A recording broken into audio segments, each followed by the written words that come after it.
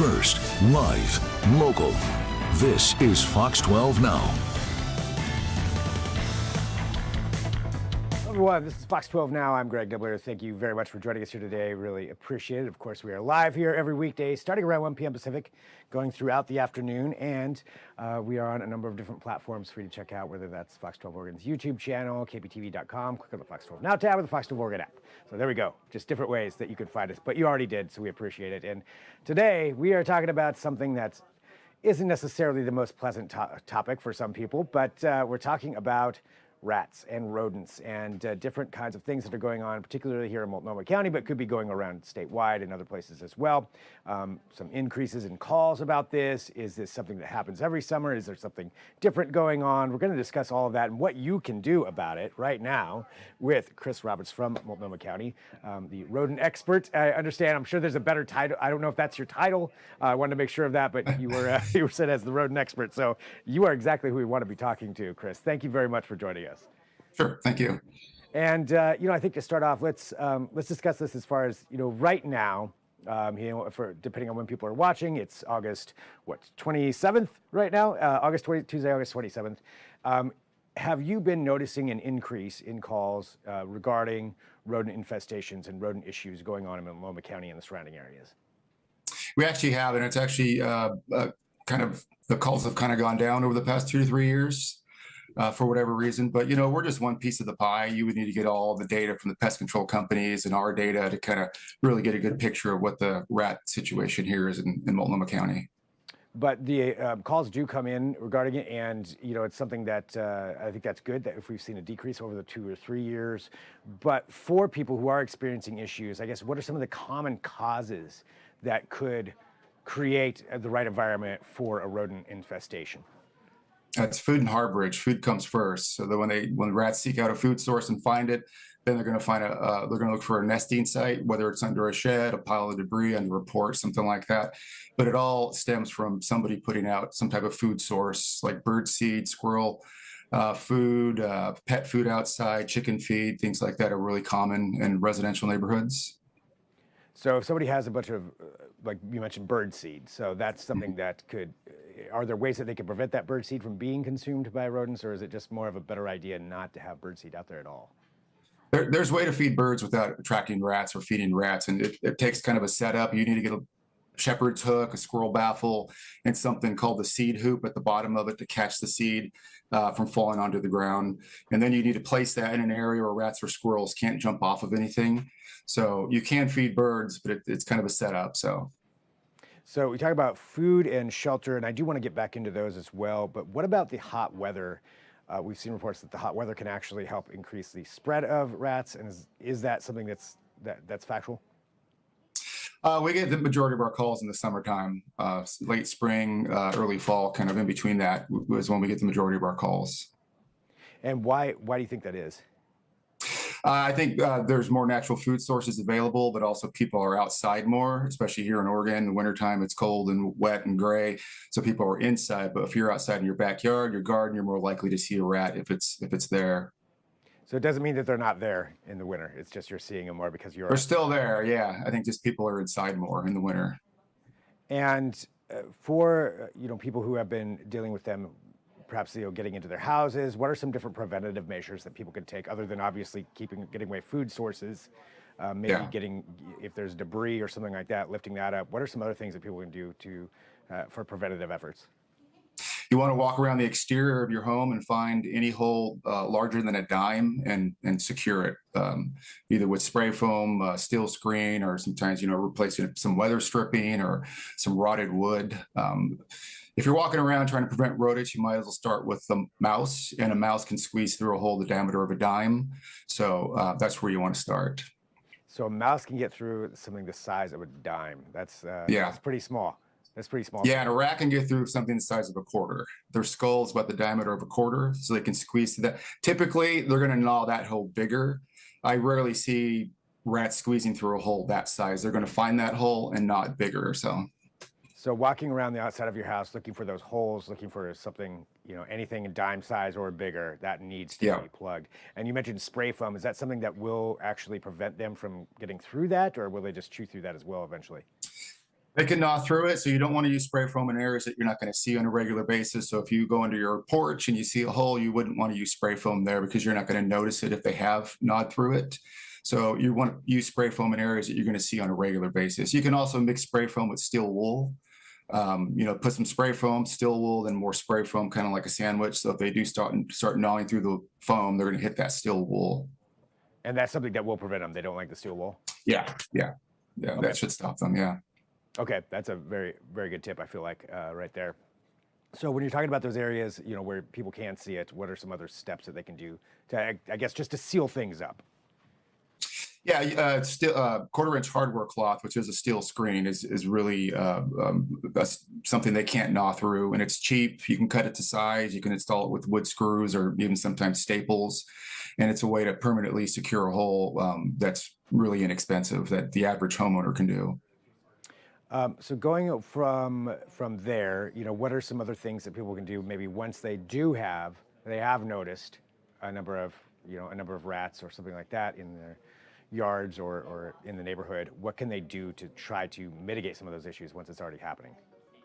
So you always want to look what they're finding on your property, whether again it's food, shelter, or both, and you can make changes to your environment to make it less attractive to them. You can never guarantee you're never going to get a rat come across your property, but you can take measures to make it at least a little bit less attractive to them. And So you may not be the one feeding them. Your neighbor may be feeding them, and they're living in your bushes or something. So, you can still take measures to reduce that harborage. Now, when it comes to trapping or poisons, what is the recommended procedure for something like that? We recommend traps because it's non-toxic. We actually give out traps after an inspection of people's properties. They're covered to protect larger animals and kids. With poison, it's a legal product. Most pest control companies use it, but there is a risk of what's called secondary poisoning, where if a predator or a scavenger eats a poisoned rat, depending on the size of that animal, they can actually get sick or die from it. So we usually recommend people try trapping first. Obviously, if it's too much to handle or something, then you can consider poison after that. Okay, so go for those traps first. And you mentioned that program. So that's if we could go into that a little bit more too about Multnomah County and just some of the different things that are offered there. So you said someone can come out and do an inspection of someone's property. And how does that work? How does that process play out as far as requesting something like that? Yeah, people just call our office and give us their phone number and address and just a brief description of what they're experiencing. Then we call them back, make an appointment, show up at their property. They walk us around and we can give advice on, like I said, what rats may be finding on that property, give them advice on how to, like I said, feed birds or secure a chicken coop or anything like that. And then at the end of that, we give out 3 free snap traps. Nice. Okay, so that's somebody you could just contact Multnomah County and have somebody come out and do that. And then what are some other ways that the county in general engages, let alone just people's private properties, but also just in the public space as far as controlling rats in the city and in the county? We have a pretty good outreach program where we do a lot of farmers markets and just like events to kind of spread the word. But we also work with City of Portland. So if your neighbor's feeding squirrels and you've talked to them and they refuse to stop feeding or reduce it and you're getting rats on your property, there is an option there as far as code enforcement goes. There are codes against feeding rats. And that's something that we can refer people to, especially if a landlord who's not addressing a rat problem in an apartment complex or something.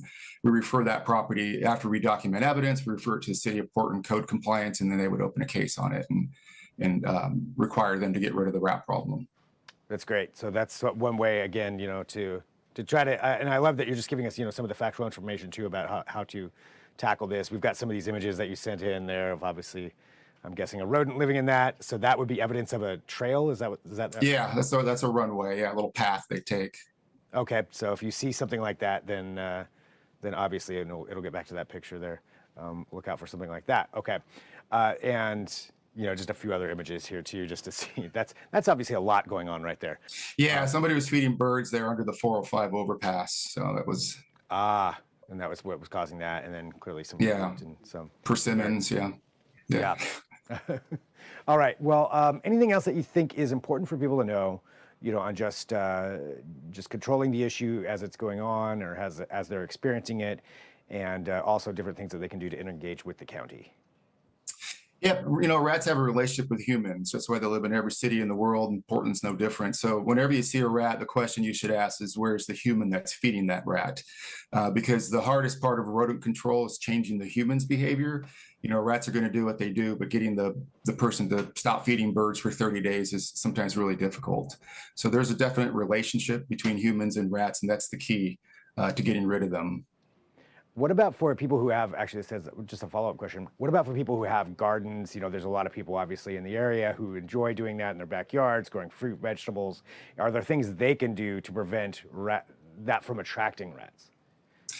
Yeah, ideally you'd want to notice and get rid of a rat problem before the gardening season comes into full bloom. It's sometimes difficult if the garden is in full bloom and it's an actual food source for the rats. If you have a bird feeder or squirrel feeder, you can take that away from the rat, but a garden itself, what are you going to do there besides, remove your tomatoes or something like that? So ideally you'd want to get rid of a rat problem before the garden comes into season. But if it's already in season, you can set out traps, and sometimes people have to sacrifice their cucumbers or their corn for the summer. So, unfortunately. Unfortunately. And is there a particular kind of trap that you would recommend? Just snap traps. Yeah. Yeah. Okay. And any kind of bait that you would recommend? Peanut butter is usually fine. It lasts the longest. They like all kinds of bait, avocados, scrambled eggs, things like that. Those go bad in about a day, especially in the summer. And peanut butter usually lasts the longest, and it's usually effective, and it's cheap. So, yeah. All right. Well, hey, Chris, you're a wealth of information. So thank you very much for joining us here to talk about this and have this discussion. And I want to let everybody know, too, because you mentioned having somebody come out and inspect and the different resources that are there from Multnomah County. Can you let everybody know where to go to take advantage of those? Yeah, if you just Google, Multnomah County Vector Control, or you can call our number 503-988-3464. And like I said, just give your basic information, and then I would likely give you a call back, or the other rat person we have will call and set up an appointment. All right. Well, thank you very much for having some time to join us to talk about this. Really appreciate it, Chris.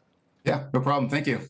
All right, and for everybody who's watching live, again, this is Fox 12 Now, so we cover a wide range of topics here on the show, including information like this, informative interviews about rodents and rats that are going around. So if you know anybody that's having an issue, or you see someone in your neighborhood, now you know a little bit more about what to do and maybe what's causing that, so watch out for your neighbors who may be feeding them.